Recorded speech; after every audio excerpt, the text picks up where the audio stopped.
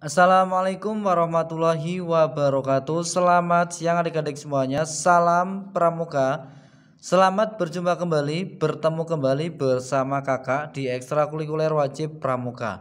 Pada kesempatan kali ini, mudah-mudahan kita semuanya dalam keadaan sehat walafiat sehingga kita dapat belajar bersama ya, belajar kembali walaupun hanya melalui daring ya, tapi tidak akan menyurutkan semangat kita dalam belajar kepramukaan. Oke adik-adik semuanya, yang pertama nanti kakak akan menyampaikan yaitu tentang syarat kecakapan khusus dan juga tanda kecakapan khusus ya. Di sini sudah ada bukunya adik-adik semuanya ya. Nanti adik-adik penggalang nanti bisa membeli atau bahkan nanti sudah dikasih oleh kakak-kakak pembinanya ya. Ini adalah syarat kecakapan khusus. Nah, kalau minggu kemarin Pak Guru sudah menyampaikan syarat kecakapan umum. Nah, ini ada syarat kecakapan khusus. Nah, dalam buku ini, dalam SKK ini, nanti seorang pramuka penggalang nanti dibedakan menjadi 3 tingkatan, yaitu ada tingkatan purwa, ada madya, dan ada utama ya. Jadi ada 3 tingkatan: purwa, madya, dan utama. Nah, kemudian bagaimana caranya untuk mengujikan? Ya, ini nanti di dalamnya sudah ada ya. Ada TKK-nya ini ya, ada pengujinya.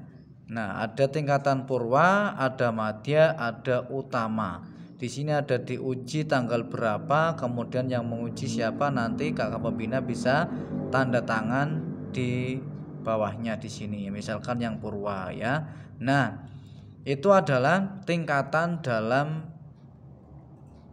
TKK ya, ada 3, ada purwa, madya, utama. Nah, kemudian dalam TKK ini itu banyak sekali ya. Namun itu ada 10 TKK yang wajib dan harus bisa diikuti oleh setiap anggota pramuka. Nah, ini adalah 10 TKK wajib. Jadi ada 10 TKK wajib. Nah, sebelumnya ini mungkin ada yang bertanya adik-adik ya, kok gambarnya ada yang lingkaran, ada yang persegi, kemudian ada yang segi 5. Nah, ini tadi tingkatan ya.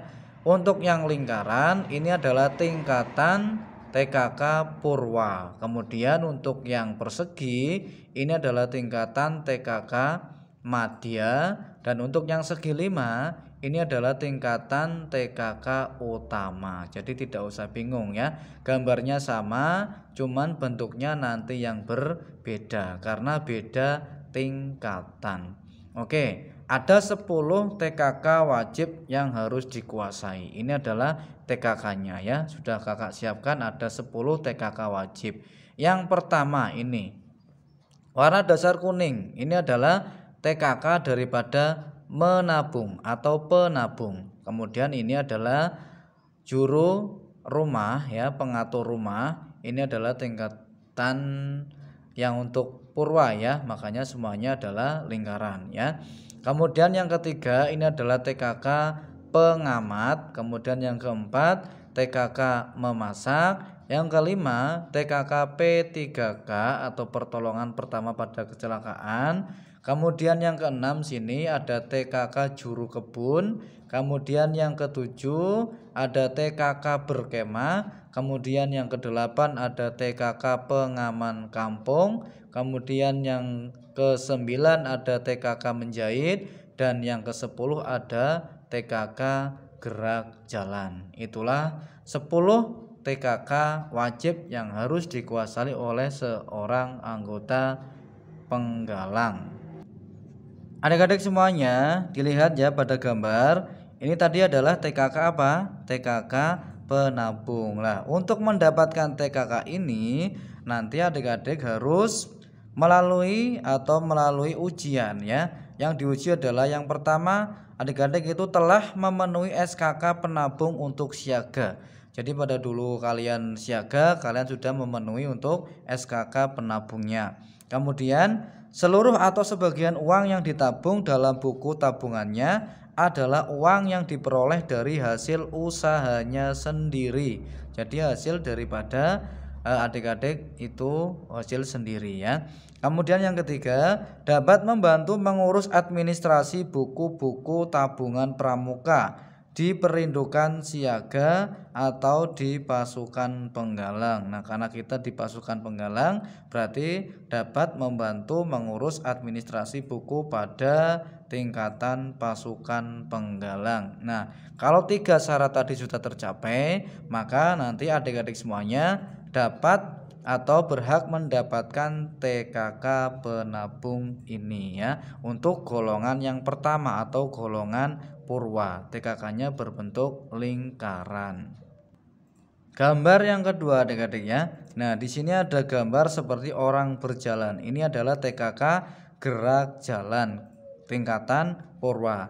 Adik-adik bisa mendapatkan setelah melakukan uji, yaitu A atau yang pertama, mengerti cara dan telah melakukan dengan baik sikap berdiri, berjalan secara cepat ataupun lambat, setat waktu berlomba gerak jalan. Yang kedua, mengerti cara mencegah dan merawat lepuh di kaki, cara beristirahat selama dan sesudah gerak jalan.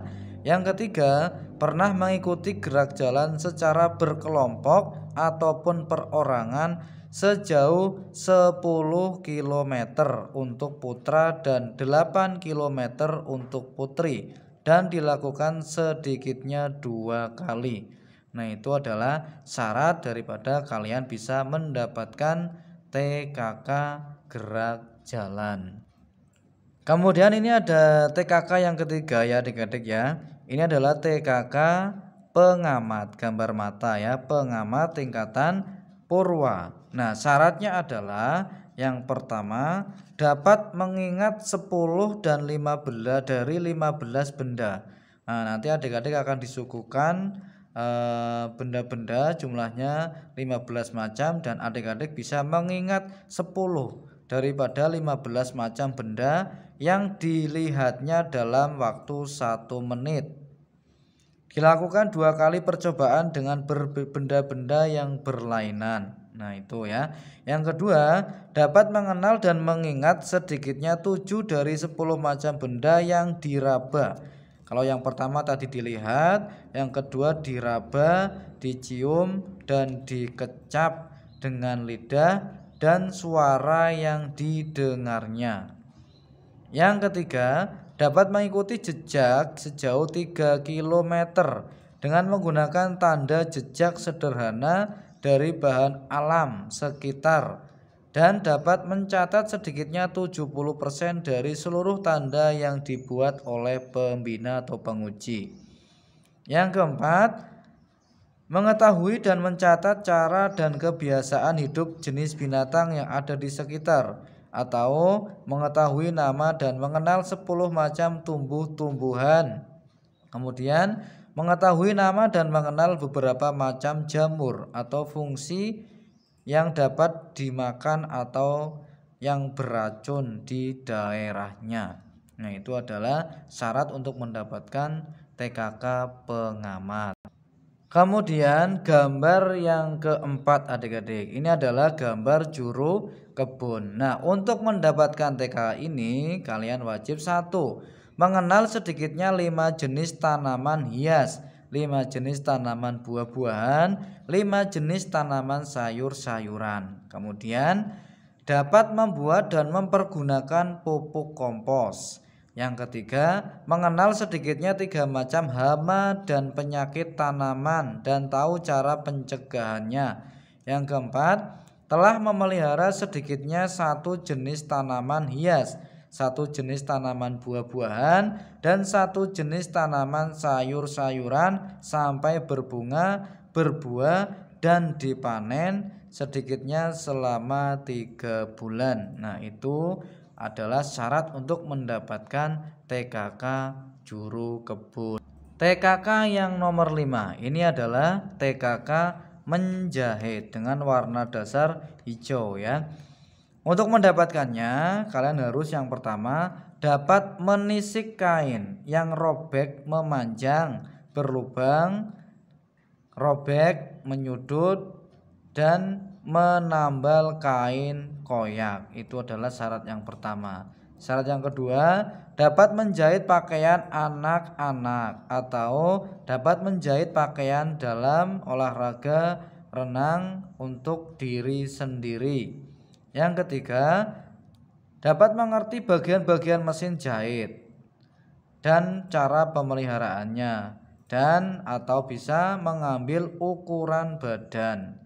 Dan yang terakhir, mengerti dan dapat membuat sum biasa dan sum pinggiran atau disebut dengan open zoom. Itu adalah syarat daripada untuk mendapatkan TKK menjahit.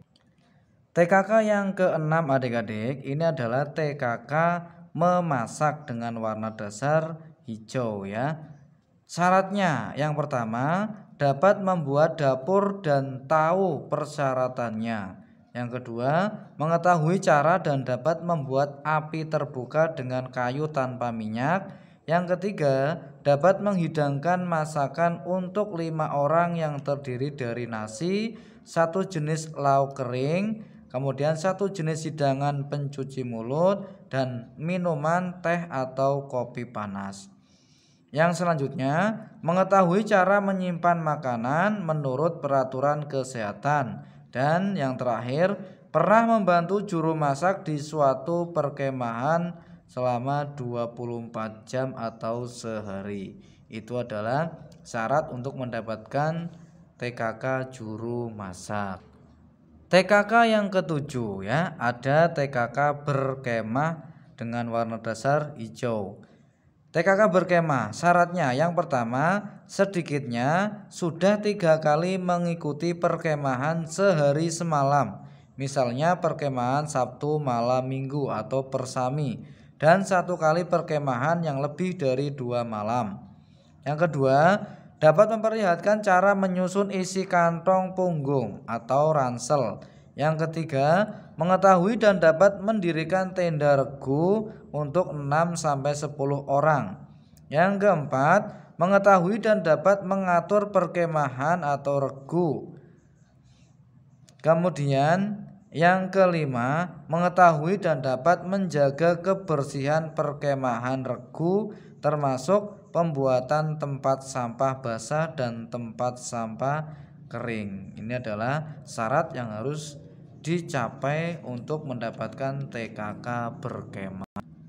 TKK yang ke-8 ya, ini ada TKK seperti gambar kentongan. Nah, ini adalah TKK pengaman kampung. Nah, untuk mendapatkan TKK ini syaratnya adalah 1, dapat membuat kentongan dan menerangkan kepada masyarakat sekitar tentang pentingnya kentongan sebagai tanda-tanda bahaya. Yang kedua, membantu sedikitnya 3 kali melakukan ronda malam di kampung atau dalam desanya. Nah, ini adalah syaratnya untuk mendapatkan TKK pengaman kampung. Yang ke-9 itu ada TKK pertolongan pertama pada kecelakaan dengan warna dasar biru ya, simbolnya seperti ini ya.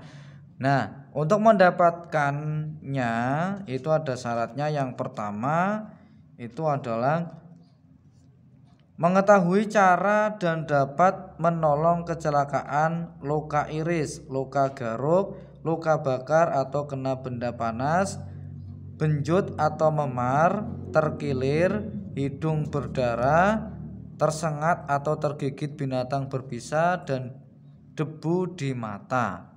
Yang kedua, mengetahui cara dan dapat mencegah dan menolong orang yang mengalami hilang semangat atau kolapse, pingsan, mati suri, dan tersengat sinar matahari. Yang ketiga, mengetahui cara dan dapat menggunakan dengan benar dan rapi pembalut segitiga atau disebut dengan mitela, dan pembalut panjang atau zepcel ya. Nah, untuk luka di jari, lengan, tangan, kepala, lutut, dan betis. Yang keempat, mengetahui letak urat-urat nadi terpenting. Yang kelima, dapat membuat tandu darurat.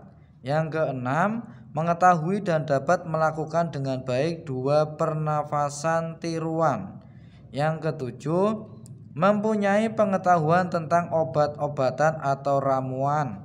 Dan yang terakhir, mengetahui nama, alamat, nomor telepon puskesmas atau poliklinik, rumah sakit, dan dokter setempat. Nah, itu adalah tanda kecakapan pada P3K dan itu adalah syarat-syarat untuk mendapatkannya. Dan yang terakhir ya adik-adik semuanya, ini adalah TKK yang terakhir, yang ke-10, yaitu TKK pengatur rumah. Gambarnya adalah rumah joglo ya. Nah, untuk mendapatkannya syaratnya yang pertama, dapat mengatur isi dan menghias suatu ruangan secara sederhana tetapi berseni atau artistik, dengan memperhatikan komposisi, bentuk, dan warna ruang tamu, ruang tidur, ruang belajar, ruang makan, ruang tunggu, atau ruang lainnya. Jadi kalian bisa mengatur ruang dengan sedemikian rupa supaya dapat terlihat artistik ya. Kemudian yang kedua, dapat membuat sedikitnya 2 macam hiasan sederhana dari barang-barang yang ada di sekitarnya.